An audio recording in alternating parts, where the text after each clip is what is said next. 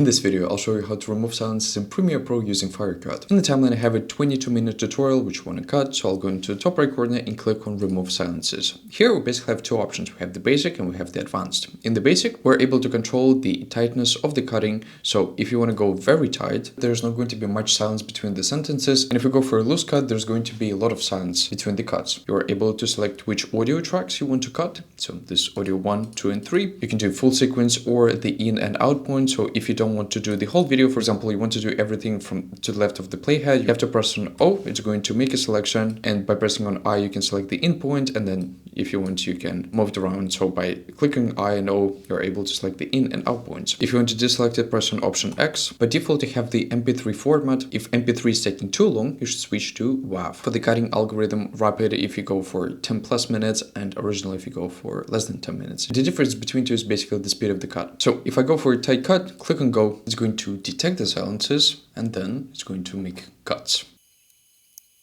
So we just got 322 seconds, or in other words, 10 minutes of silences. Now, if you don't like this, we can click on Undo, click on Confirm, and we can go into the Advanced tab. Here we have a similar thing in terms of the audio tracks, the scope, and the format. Click on Analyze. Now, if you're someone like me who likes precision, then this is going to be super useful. The silence threshold is basically, if something is quieter than 31 decibels, it's going to cut it. Personally, I don't set it manually because the auto detect is really good. Usually, I set the minimum silence duration as the default. I like the ignore sound shorter than specific time because people usually produce little sounds with their mouths, and if you don't want to have those really small cuts, this is going to be super useful. So I usually put this to 150, which is going to be like 3 frames if you use 30 frames per second. For the padding, once again, this is just how much space is going to be between the sentences. I like my cuts to be very tight, so I usually put this to something like 20, and by clicking this button, it's just going to be updated together. You can also offset the cuts. It's a professional cinematic technique that allows us to create the J and L cuts. For the cutting algorithm, once again, depends on the length of your videos, less than 10 minutes or more than 10 minutes. So we detected 164 cuts, which we can go into specific cuts